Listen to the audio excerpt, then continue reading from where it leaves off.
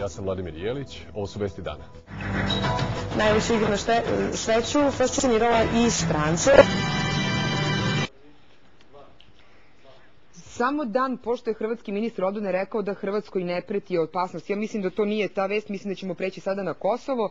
Svoj četvorici Srba uhapšenih u Gračanici, međunarodni istražni sudija u Prištini odredio je jednomesečni pritvor.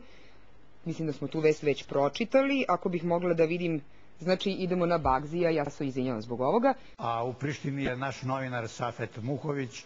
Safete, da li se čujemo i kakva su reagovanja uoči sutrašnjeg zasedanja Saveta bezbednosti? Izvoli se. Njihova kuća je praktično propala u jedan od brojnih laguma na Gardošu. Nažalost, niko od stanara srećom nije povređen. Savete, ne čuje nas. Izvoli, Safete, kakva su reagovanja u Prištini? Dakle, ove nedelje vraćamo se na staru programsku šemu, dakle proces TV završava se u 2 sata, što znači da 10 minuta suđenja ne možete da vidite u direktnom prenosu, ali... A sa mnom u studiju ured spolne rubrike Miodrag Popović, pa je ovo lepa prilika, nažalost lepa prilika da popričam malo o ovoj kataklizmičnoj vremenskoj situaciji koja se ove godine dešava u svetu, ne samo kod nas. 3 puta po 10 minuta vidjet ćete u petak, kao što ćete u petak videti i 20 minuta. Dobro, možemo da idemo na anketu.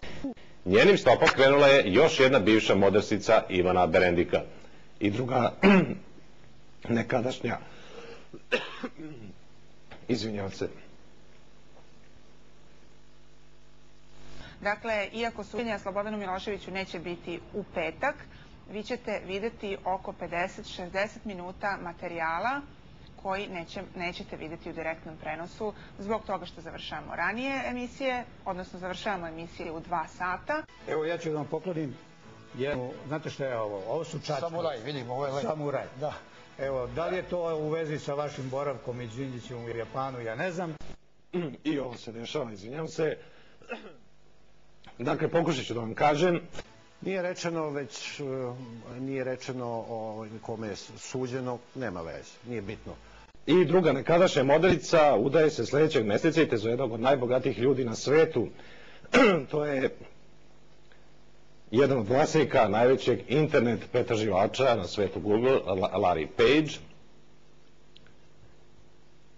Bivša modelsica upoznala je suvlasnika Googlea na jednoj zabavi na Floridi, gde se već 2 godine radi kao manekenka.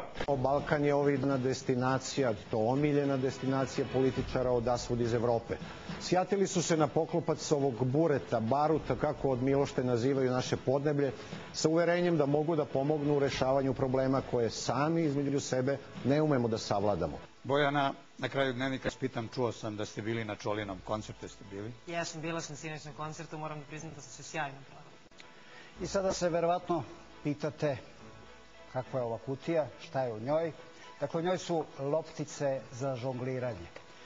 Kažu da svaki odgovorni voditelj mora imati spremne ovakve loptice, da zabavi gledaoca ako nešto u tehnici krene naopako pa dnevnik stane. Sreo me jedan klinja pre nego što sam ušao u televiziju Pink i pita, Čiko, ko vam piše one mudre vesti na kraju dnevnika? Sigurno vi voditelji niste tako pametni da ih napišete. I što ste čuli od mene, dešava se ovaj živ program, gledali ste Telefag, ja sam Zoran Trifunović, doviđenja. Maćeha će ovog momenta, hvala vam i ostanite uz Pink.